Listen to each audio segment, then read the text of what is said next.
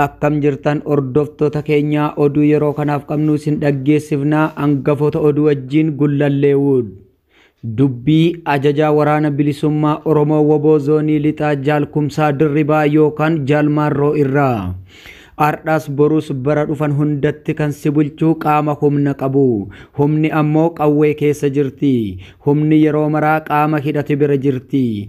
Humni ummata baay'ina qabu is bira osoo hin taane ummata hidhate bira jirti.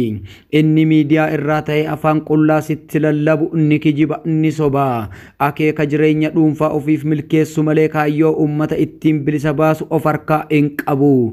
Kanaafiyyuu isa dhugaa keef jecha jireenya dhuunfaa isaa dhiisee diina kee sirraa qolachaa jiru waraana bilisummaa Oromoo waraana kee jabeeffadhu Oromoo koo. Sabaaf sablammii biyya Itoophiyaa keessa jiru marti hidhatee wal hidhachiisaa jira. Oromoon garuu osoo waraana isaaf jecha wareegama kaffalee diina irraa qolachaa jiru qabutti miidiyaa fi aktiivistoota tokkoon gowwoomfamee bilisummaa isaa dagachaa jira. Kanaafiyyuu har'aas borus yoomillee daandii Oromoof Oromiyaa harka nafxanyaa jalaa baasee biyya of dandeesse Oromiyaa ijaaruu danda'u waraanni bilisummaa Oromoo qofa. Kanuma keenya oluma injifannoon ummata Oromoof warraaqsi galaana falmiin itti fufa bilisummaan dhiigaan ni dhufa kan jedhe ajajaa waraana Woboo Zoonii Lixaa Jaalmaarroo irraayi. Maddeen oduu oolmaa guyyaa har'aa taasifame keessaa PhD irraa akka argannetti Oromiyaan garam deemaa jirti irraa ilaalchisee PhD Jaal Daawud ibsaa mootummaan aangoo qabatee jiru naga Oromoo eegsisuu waan dadhabeef mootummaan ce'umsa Oromiyaa ijaaramuu qaba. Oromiyaan jeequmsaa fi lola keessa waan jirtuuf harka kennuu dhiifnee yoo falmanne naga arganna. Jaal Daawud ibsaa. Ibsa ejjennoo koonyaa Abaawoo Suud Arabiyaa kutaa Jiizaan irraa. Koonyaan Abaawoo Suud Arabiyaa kutaa Jiizaan haala yeroo ammaa Oromoof Oromiyaan keessa jiru ilaalchisee ibsa ejjennoo qabxii ja'a qabu baasee jira. Tokkoffaan haala daddaqamaa siyaasaa biyya keenyaa ilaalchisee mootummaan ce'umsaa Abaawoon labse ni deeggarra. Lammaffaan onkololeessa 12 osoo HD Abaawoon Jaal Daawud ibsaa miidiyaaf ibsa kennan ugguraa fi marfaman sirna abbaa irree waraana erguun hayyoottan beektotaa fi uummata achitti argaman irratti godhe ni balaaleffanna. Sadaffaan ajjechaa fi hidhaan mootummaan seeraan hin jirre yookiin shiftaan ilmaan Oromoo irratti raawwataa jirus ni balaaleffanna. Afraffaan Oromoo fi Oromummaa balleessuuf gocha sirni nafxanyaa godhaa jiru jabeessinee mormina. Shanaffaan falmitoonni mirga dhala namaa fi mootummoonni addunyaa shiftaa nama nyaataa jiran seeraan hin jirre kana deeggaruu dhiisanii akka saba cunqurfamaa Oromoo cinaa dhaabbatan waamicha ni goona. Jaaffaan dhumarratti uummanni Oromoo biyya alaa fi keessa jirtan marti akka sirna nama nyaataa nafxanyaa kana buqqisuuf qabsoo Oromoo keessatti qooda baattan waamicha Oromummaa isiniif goona. Injifannoon uummata Oromoof koonyaa Abaawoo Suud Arabiyaa kutaa Jiizaan irraayi. Barataan Yuunivarsiitii Amboo konkolaataan rukutamee du'e. Ajjechaan guyyaa kaleessaa onkololeessa 12,2020 magaalaa Amboo naannoo istaadiyeemii paatrool waraanni kan humna addaa Oromiyaa qeerroo warqinaa midhaaksaa irratti raawwatamee wal qabatee magaalli Amboo muddamsuun akka irraa mul'atu maddeen gabaasaa jiran. Humni waraana PP magaalattii dhuunfatee jirus haala guddaa ta'uun maddeen Amboorraa gabaasaniiru.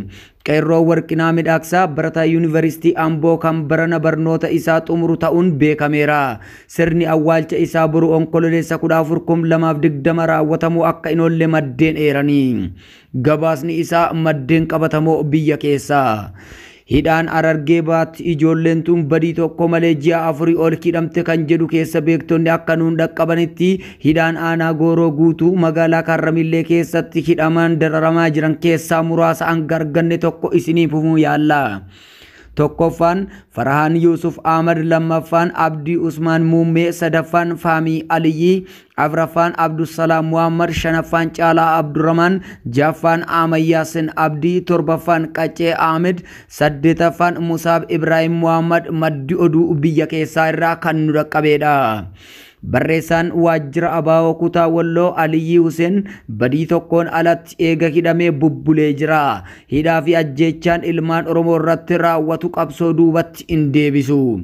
Gaazexeessitoonni kaleessa hidhaman gadhiifamaniiru. Isaan keessaa muraasni kan irraa nu ga'e sagalee bilisummaa Oromoo onkololeessa 13/2020 gaazexeessitoonni kaleessa humna Hayyuu Duree Abaawoo Jaal Daawud Ibsaati poolisootii federaalaatiin qabamanii hidhaman sa'a ammaa kana gadi lakkifaman keessaa muraasni Jaal Ibsaa Gaaddisaa, Jaal Waaqoo Noolee, Jaal Biqilaa Abbaa Shoomaa akkasumas Jaal Abbaa Bilisummaa kan jedhudha.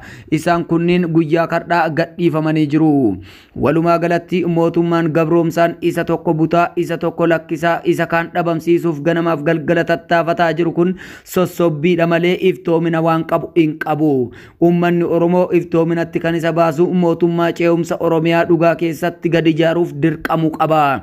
Dirqama kanarratti wabiin jireenya ilma namaa utubaa biyyattii keessaa lalisee kan itti mul'atu abbaan biyyummaa hidhannoo caalu keessattuu Oromoon amantummaa fi hidhannoo sammuu hidhachuutu barbaachisa.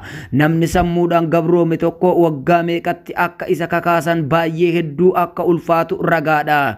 Isuma ka'e kanaayyuu isa beektota jedhamuun hedduun isaanii daddaaqamaa kan jiru dantaa dhuunfaa maallaqa jireenya isaanii ilaalanii hawaasa bal'aa fi qabsaa'otoo hedduu afaan diinaatti laatanii har'a diinaa wajjin dibbee rukutaa jiraachuun isaanii ragaa tokkoo fi shakkii hin qabu irraa mul'ataadha.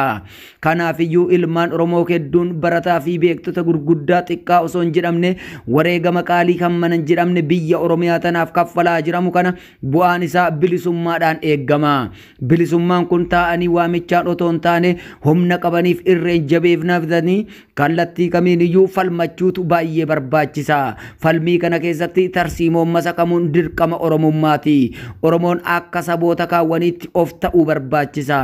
Of ta'uu kana qofa otoo hin taane iyyuu murna ittiin diina kana ittiin cabsu jabeeffatee ijaaruun isarratti dirqama. Sabni waraana hin qabne barayyuu bara dhufaa darbaa imimmaa naqachaa harree diinaa ta'uun shakkii tokkollee hin qabu. Yaa ummata keenya, walumaa galatti gabaabbina mootummaa sirna naafxanyaa leellisaa ilmaan alagaatiin gurufaa jiru kana jala murtee kan itti gabaabsuu dandeettu hidhannoo sirrii qofa yoo hidhatteedha. Namni hidhannoo hin qabne isa ulee qabuunu waliin madaala'u. Tarsiimoo isaa kana keessatti akshiina qabsoo duraanii sana jijjiiruun baay'ee barbaachisaadha. Formulaan adeemsa qabsoo keenyaa waan gufataa jiru waan fakkaatuuf formulaa guddichaan bifa haaraadhaan maddisiisuun nurratti dirqama. Hordoftoota keenya, balbaloomina oduu kanaa deddeebisnee kan isin biraan geenyu gullallee odirraa gamanumaan oraa bulaa. Like, share, subscribe gochuun nu cinaa dhaabbadha.